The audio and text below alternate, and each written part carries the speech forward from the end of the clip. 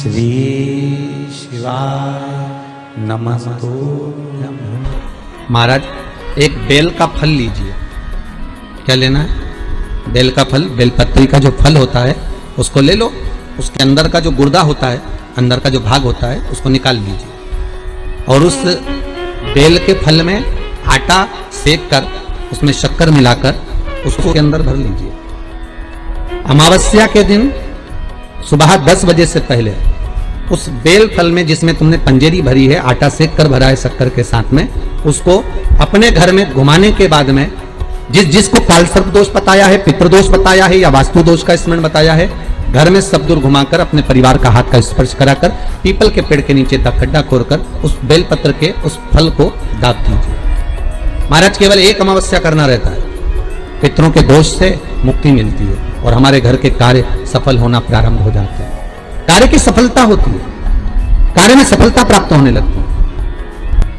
हम तो कई बार कहते हैं महाराज जी, अगर ऐसा लगे किसी औषधि को आप ले रहे हैं, मालूम पड़े कि औषधि आपको लग नहीं रही है, शिव महापुराण की कथा करेंगे, मान लो औषधि आपको नहीं लग रही, आपने औषधि बहुत दिनों से ले रहे हो, कोई दवाई, मान लो आप किसी भी दवाई को ग्रहण कर रहे हैं और वो औषधि लगी नहीं रही है, वो शरीर को लगी नहीं पा रही और आप ठीक ही नहीं हो पा रहे, 15 दिन हो गए, 8 दिन हो गए, बताओ उतना की उतना ही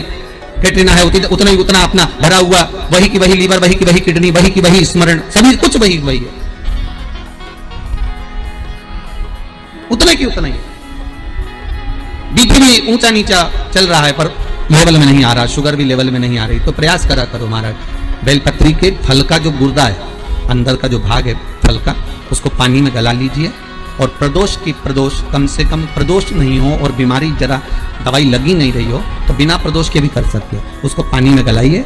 आधा घंटा पानी में, जैसे आपको सुबह मंदिर जाना है 10 बजे, तो सुबह स्नान कर कर कम से कम 6:30-7 बजे उसको पानी में गला दीजिए और उस बेले के फल का गुर्दा से गला हुआ पानी शिव जी को ले जाकर समर्पित कर दीजिए। महाराज